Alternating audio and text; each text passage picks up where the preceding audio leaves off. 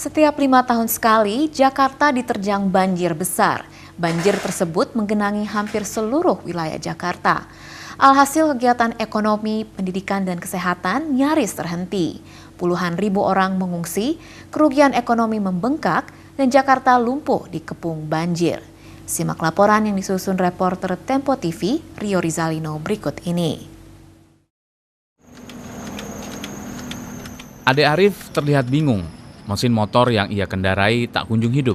Ia terlambat pergi ke tempat kerja. Tadi kenapa ditembus aja Pak airnya Pak? Enggak, dikira cetek. Terus? Nggak tahu dalam Pak. Ini buset. Coba nggak tuh. Mau balik lagi tanggung di tengah. Nggak bisa ngapain lagi deh. Selain Ade, ada sejumlah pemotor lainnya yang bernasib sama. Motor mereka mati karena terendam banjir. Hari itu, minggu kedua bulan Januari, Jakarta diterjang banjir besar. Sejumlah jalan utama kota Jakarta terendam banjir setinggi 1 meter. Kegiatan ekonomi lumpuh, transportasi lumpuh, Jakarta lumpuh.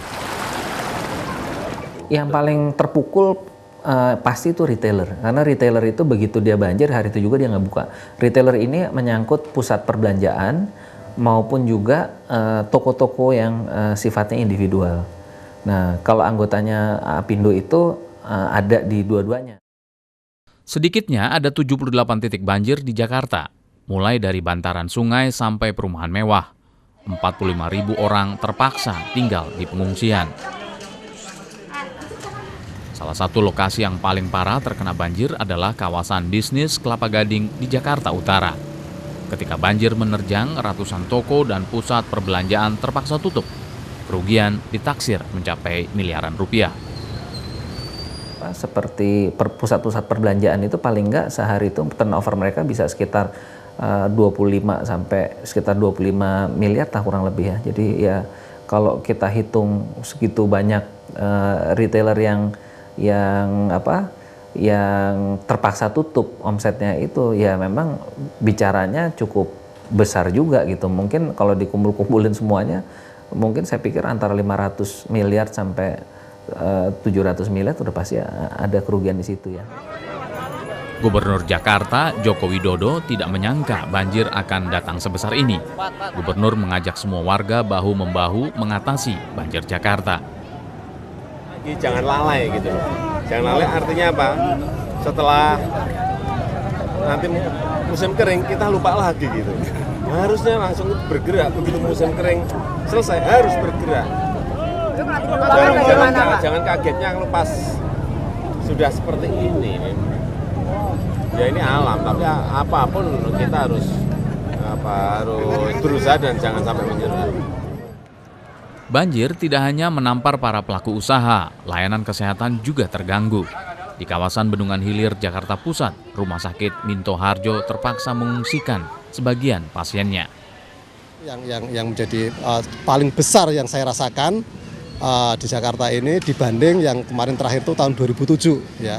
Ini yang lebih parah, lebih besar ya, karena debit air ketinggian itu kalau tahun 2007 itu masih sekitar kurang lebih sekitar 130 cm ataupun sekitar, sekarang ada penambahan sekitar 30 cm. Banjir sangat mengganggu operasional rumah sakit. Tapi Suprayitno memastikan tidak ada pasien yang terlantar di saat banjir. Semuanya masih berjalan seperti biasa ya. Seperti kalau yang ruangan-ruangan tadi yang tergenang itu sebenarnya sudah bisa kita atasin ya, dengan cara kita menaikkan pasien itu sementara di ruangan yang lebih tinggi. Di tengah musibah banjir Jakarta ternyata masih ada yang bisa tersenyum. Andika dan kawan-kawan justru bersukaria menikmati hamparan air di jalan utama kota Jakarta. Main-main gitu enak aja rasanya, Dik. Cobain aja, Bang. Enak, Bang. Kayak waterboom ya? Atau gimana? Iya, benar. Waterboom. Nggak usah bayar, Ber. Nggak usah bayar. Waterboom kan bayar. Waterboom bayar, sini nggak bayar, Bang. Mumpung gratis.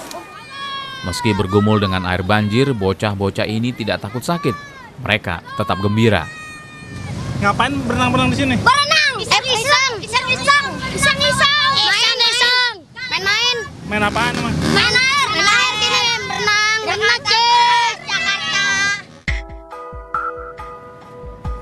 Jutaan warga Jakarta berharap suatu saat ibu kota bisa bebas banjir.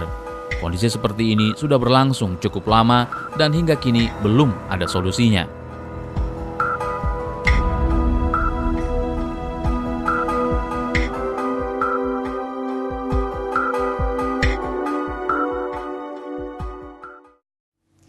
Banjir menjadi persoalan serius yang tidak terselesaikan di Jakarta.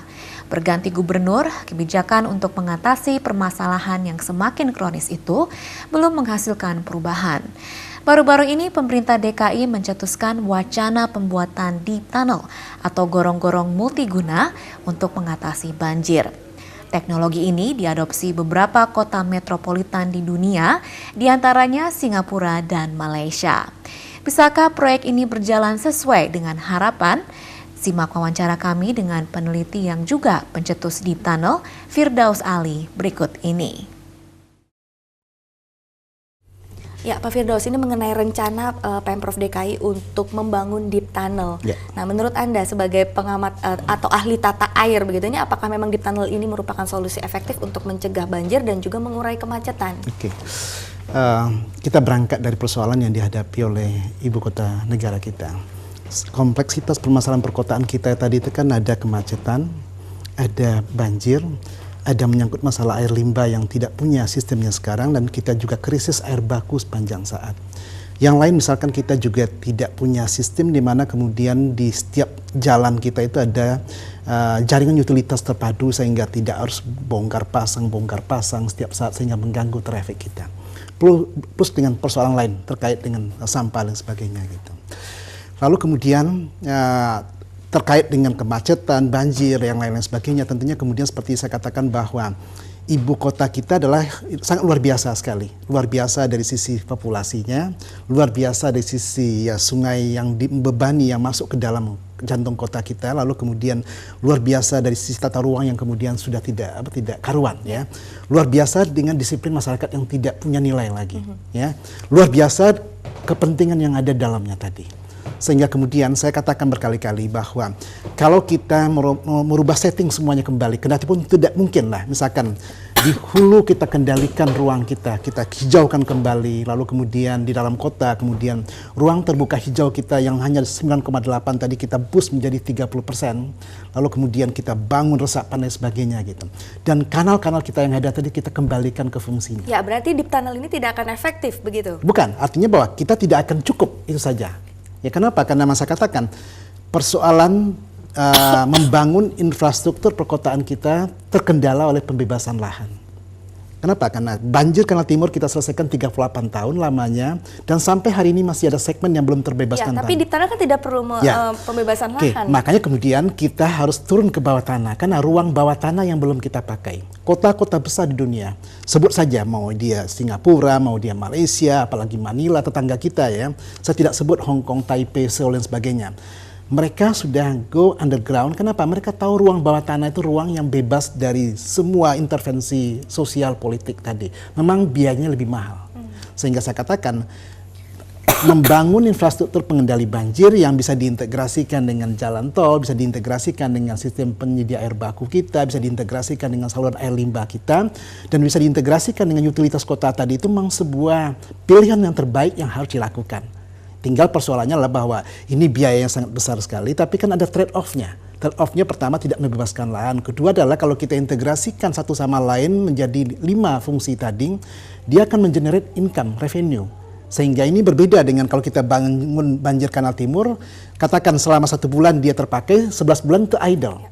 Ya, lalu kemudian siapa yang membiayainya? Kan, ya, jadi bisa dibilang nih Deep Tunnel ini lebih efektif dibandingkan solusi lainnya. Saya punya keyakinan yang sangat tinggi sekali bahwa memang that's the only opsi yang tersisa.